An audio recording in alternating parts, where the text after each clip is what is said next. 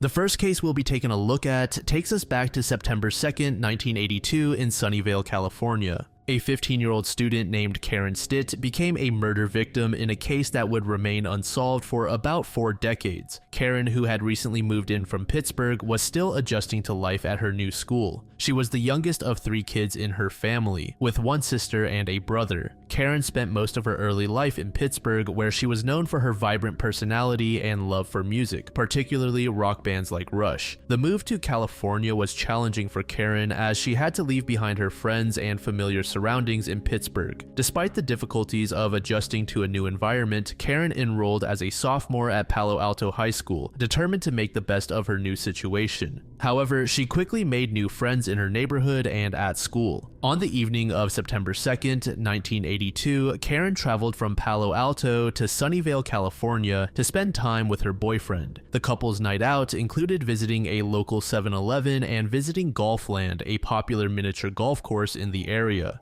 As the evening drew to a close around midnight, Karen's boyfriend walked her to a bus stop located at the corner of El Camino Real and South Wolf Road. Karen was last seen alive at this bus stop wearing a leather jacket, a striped shirt, pants, and her boyfriend's baseball hat featuring a Rush rock band logo. Her boyfriend left her there alone, later explaining to authorities that he wanted to avoid getting into trouble for being out late. Karen was supposed to take the number 22 bus back to Palo Alto. However, Karen never made it home. The next morning at approximately 10:45 a.m., a truck driver named Stephen Bound made a horrifying discovery while making a delivery. He found Karen's body about 100 yards from the bus stop behind a blood-stained cinder block wall near a former restaurant. When officials arrived, they confirmed that Karen had been assaulted and stabbed 59 times. Her body was found nude, with her wrists bound using her own shirt. Her leather jacket was tied around her left ankle. The baseball hat she had been wearing was found nearby. The location and condition of Karen's body suggested that she had been attacked elsewhere and then moved to the spot where she was found. The multiple stab wounds and the binding of her wrists and ankles pointed to a prolonged and brutal assault. Despite the brutality of the attack and the evidence left at the scene, the case would remain unsolved for nearly 4 decades, becoming one of the area's most notorious cold cases.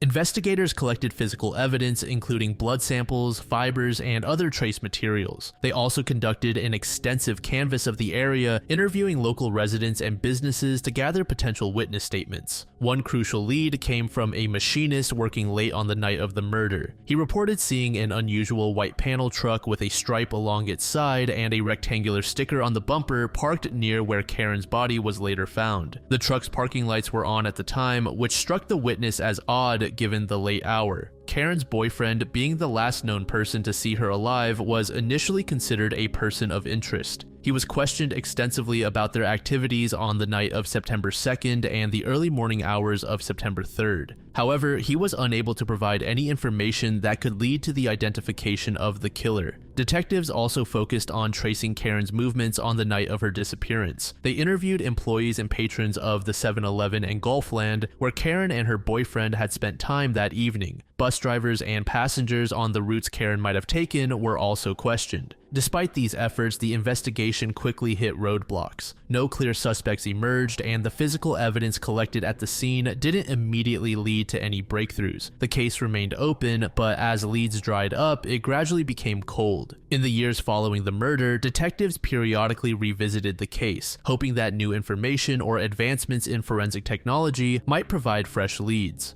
Fast forward to the year 2000, DNA analysis techniques evolved enough to provide a genetic profile of the suspect. This DNA profile was extracted from a blood stain on Karen's jacket, which had been preserved as evidence since 1982. Once obtained, this genetic profile was entered into the FBI's National DNA Database in hopes of finding a match. While the initial DNA analysis didn't immediately lead to the identification of a suspect, it did provide 2 crucial outcomes. First, it allowed investigators to definitively rule out Karen's boyfriend as a suspect, clearing him after years of suspicion. Second, it provided a genetic fingerprint of the perpetrator that could be used for future comparisons. As DNA technology continued to advance, the case benefited from the emergence of forensic genealogy. In Karen's case, this method allowed investigators to focus on a specific family, eventually leading them to a man named Gary Ramirez. Then in 2020, 2 investigators obtained a DNA sample from one of Ramirez's children. This allowed the Santa Clara County Crime Lab to compare this sample with the crime scene evidence, providing quote-unquote very strong statistical support for a match.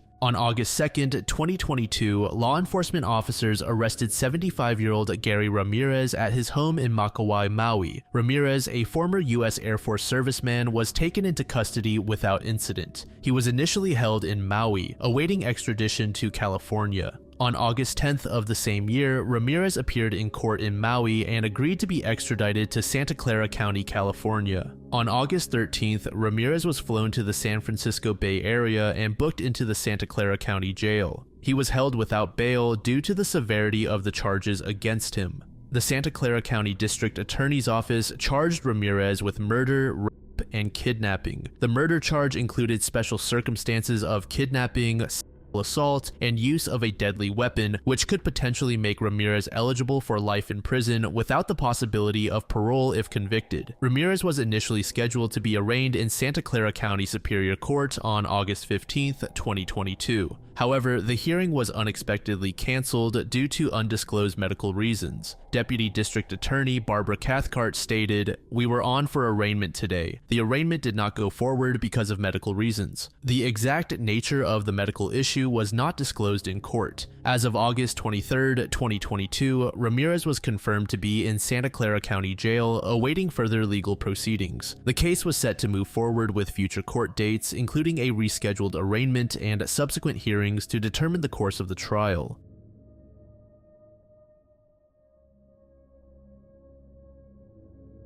Christine Jessop was a vibrant and energetic 9-year-old girl from Queensville, Ontario, located about 60 kilometers north of Toronto. She lived with her parents, Janet and Bob Jessop, and her older brother. Christine was described by her mother as a child who wouldn't hurt a fly. She was an active and adventurous girl who enjoyed playing outdoors and spending time with her friends. Christine attended Queensville Public School, where she was in the 4th grade at the time of her disappearance. Despite her young age, Christine had already experienced some family turmoil. Her father was serving time in the Toronto East Detention Center for fraud at the time of her disappearance. He had been convicted of swindling some elderly friends of the family, a fact that would later complicate the investigation into Christine's murder. On October 3rd, 1984, Christine vanished from her home in Queensville. The day of her disappearance began as a typical school day. She attended her classes and returned home on the school bus as usual. After arriving home around 3:50 p.m., Christine dropped off her backpack in the kitchen. Her mother, Janet, was not at home at the time, having left earlier to visit Christine's father, Bob, who was incarcerated at the Toronto East Detention Center. Christine had plans to meet a friend at a nearby park, but she never arrived at their meeting place. The last confirmed sighting of Christine was at the local convenience store, where she purchased a pack of gum. This stop at the store was a somewhat frequent after-school routine for Christine and her friends. After leaving the store, Christine's whereabouts became a mystery that would confuse investigators for decades. When Janet Jessop returned home later that evening, she found Christine's backpack on the kitchen counter, but her daughter was nowhere to be found. Alarmed by Christine's absence, Janet immediately contacted the authorities and a massive search effort was launched. The community of Queensville rallied together, with volunteers joining police in scouring the area for any sign of the missing girl. Despite the extensive search efforts, no trace of Christine was found in the immediate aftermath of her disappearance. The investigation continued for nearly 3 months, with police following up on numerous leads and potential sightings, but to no avail. Fast forward to New Year's Eve, December 31st, 1984, a major and tragic discovery was made. Christine's body was discovered in a farm field near Sunderland, Ontario. The location where Christine was found was remote and not easily accessible, suggesting that her killer had knowledge of the area. Forensic examination revealed that Christine had been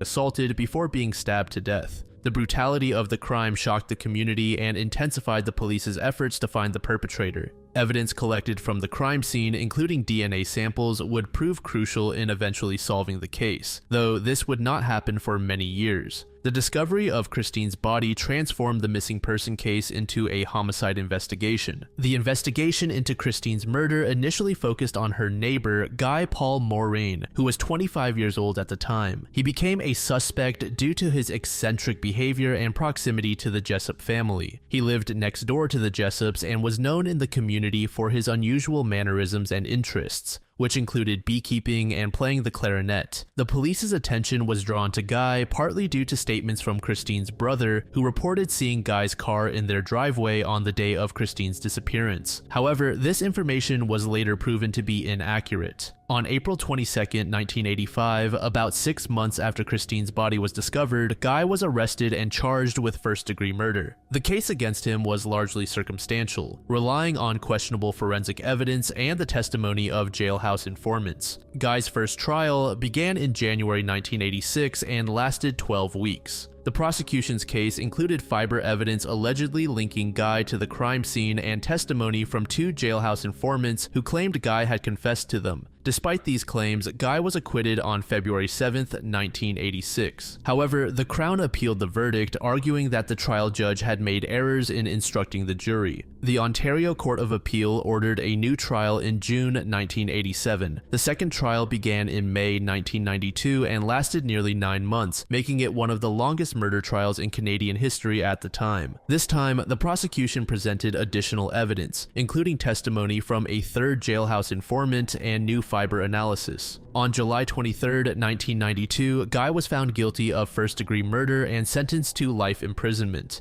Throughout both trials, Guy maintained his innocence. His defense team argued that the police had tunnel vision, focusing solely on Guy and ignoring other potential suspects. They also questioned the reliability of the jailhouse informants and the validity of the forensic evidence. Guy spent a total of 18 months in prison before advancements in DNA technology would prove his innocence. In January 1995, DNA testing of semen found on Christine's underwear conclusively excluded Guy as the source. This new evidence led to Guy's exoneration and release from prison. The Ontario government subsequently apologized to Guy and awarded him over $1 million in compensation. After Guy's exoneration, the investigation into Christine Jessop's murder was reopened as a cold case. The Toronto Police Service, along with other law enforcement agencies, continued to pursue leads and explore new avenues to solve the crime. In 2019, the case took a significant turn when Toronto police investigators partnered with Othram, a private DNA laboratory specializing in forensic genealogy.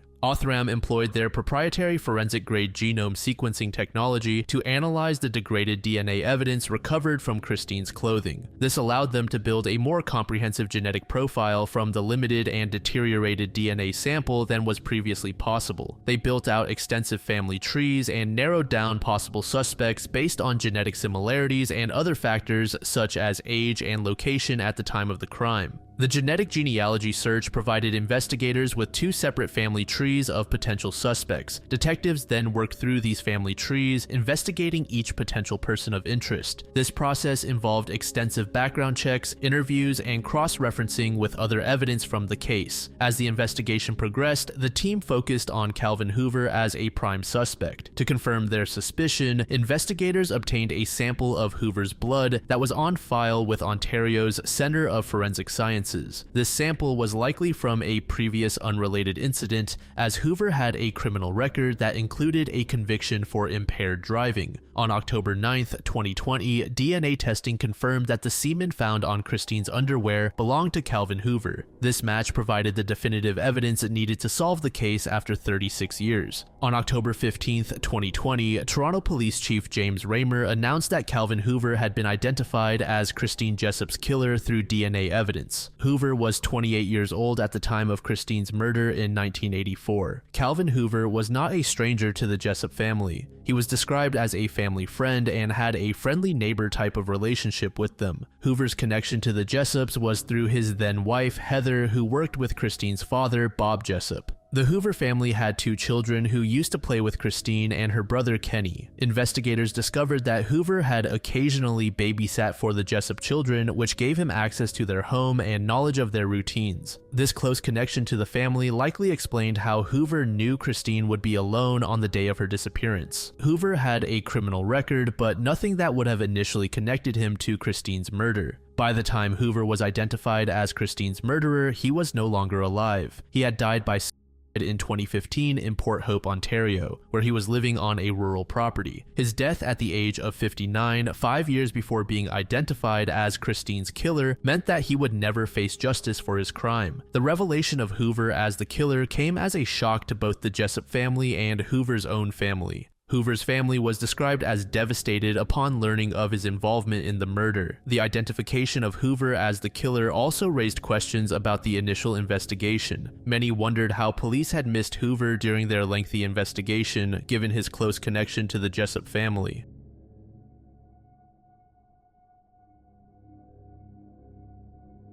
Robert Parish, often referred to as Scott, was a respected businessman and active community member in Fort Wayne, Indiana. Born and raised in Fort Wayne, Scott was 49 years old at the time of his death in 2006. He was the owner of a local business called Parish Wallpaper and Paint in Fort Wayne. Beyond his professional life, Scott was deeply involved in community service. He volunteered with many organizations and frequently gave back to his hometown. Scott came from a close-knit family. His parents, Jim and Nancy Parish, were still living at the time of his death. He also had siblings, including his brother Dan Parish, who would later play a role in discovering Scott's body and speaking about the case. On March 29, 2006, Scott fell victim to a brutal murder in his home on the 1000 block of Vermont Avenue in Fort Wayne. The discovery of his body was made at approximately 6:30 p.m. when Scott's brother Danny and his wife Patty, concerned about Scott's rare absence from work and lack of response to phone calls, decided to check on him. Upon entering Scott's residence, Danny and Patty found Scott's lifeless body in the bathroom, positioned on the toilet with the lid down, fully clothed. There was blood spattered on the adjacent wall and dried blood on the cabinet in front of the victim. Officials stated that Scott had suffered multiple gunshot wounds, 2 of which were sustained in his head. There was also a through-and-through gunshot wound on his upper arm. The precision and location of these wounds suggested a close-range attack, potentially indicating that the assailant was someone Scott knew or had allowed into his home. Investigators meticulously combed the bathroom for evidence, recovering 3 crucial pieces: a brass-colored .40 caliber Smith & Wesson shell casing on the floor near the bathtub, another shell casing on the floor in front of the toilet, close to Scott's left hand. A third projectile was discovered on the bathroom sink. The positioning of these casings and the projectile provided valuable ballistic evidence and hinted at the shooter's position during the attack. In a surprising twist to the investigation, law enforcement uncovered a concealed marijuana grow operation hidden behind a false wall in Scott's basement. Near this hidden room, they found a Black & Decker cordless screwdriver, suggesting recent activity. This discovery raised questions about potential substance-related motives or the involvement of others in illegal activities on Scott's property. The day following the discovery of Scott's body, his wallet was found in the Heartland Church parking lot over a mile away from his home. The wallet still contained Scott's driver's license and library card, but cash had been removed. This detail suggested that robbery might have been a motive, but the selective nature of what was taken raised further questions. Curiously, the perpetrators had only taken $80 from Scott, leaving behind $600 in traveler's checks. Additionally, valuable items such as Scott's motorcycle, stereo system, and luggage stored in his van remained untouched. These circumstances led investigators to question whether robbery was the primary motive or if it was an attempt to misdirect the investigation. In January 2008, about 2 years after the murder, the case gained momentum when multiple witnesses independently approached investigators with crucial information. One witness, who had known Scott for about 3 years, identified a potential suspect, a Hispanic man known by the nickname Q. This individual was later connected to Derek Rodney Johnson, originally from Texas. Another key witness recounted a conversation with Johnson that took place a few weeks after Scott's murder. According to this witness, Johnson admitted to shooting Scott in the head during a robbery attempt. Johnson claimed he had taken 2 marijuana plants and a small bag of marijuana from Scott's basement. The witness also reported that Johnson had possessed 2 .40 caliber guns at one point, which would later become a significant detail in the investigation. On July 31, 2014, detectives interviewed Johnson at the Westville Correctional Facility, where he was serving time for an unrelated 2006 shooting. After being informed of his rights and signing a waiver, Johnson provided several key pieces of information. He admitted to knowing Scott through a mutual acquaintance identified as Witness 1, with whom he had worked on construction construction sites. Johnson revealed that he initially bought marijuana from Scott through Witness 1 and later directly from Scott. He confessed to carrying two .40 caliber Smith & Wesson guns around the time of Scott's murder. Furthermore, Johnson acknowledged that being familiar with the layout of Scott's bathroom, having used it during an illegal substance purchase.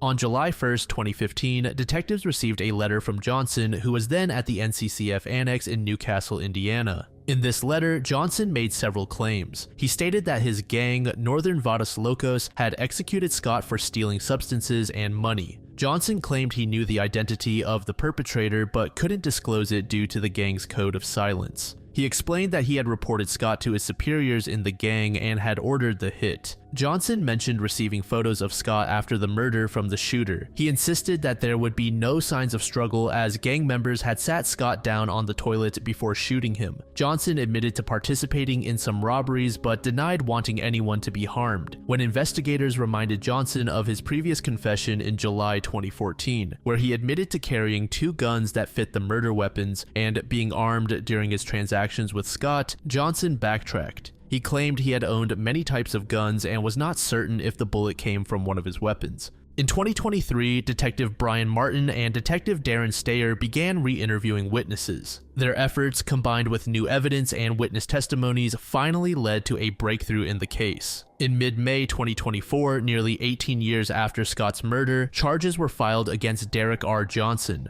The 39-year-old was charged with murder, felony murder, and robbery in connection with Scott's death. Johnson was transferred from state prison, where he had been serving time for a separate 2006 shooting, to the Allen County Jail in preparation for his initial hearing scheduled for June 1, 2024. The case against Johnson was built on several key pieces of evidence. Witness testimonies from 2008 identifying Johnson as a potential suspect and recounting his admissions of involvement in the crime. Johnson's conflicting statements over the years, particularly regarding his possession of guns matching the murder weapon, Johnson's familiarity with Scott's home, and involvement in drug transactions with the victim. The letter Johnson sent to the Allen County Prosecutor's Office in 2015 implicating his gang in Scott's murder, and the ballistic evidence linking the shell casings found at the crime scene to the type of weapon Johnson admitted to owning.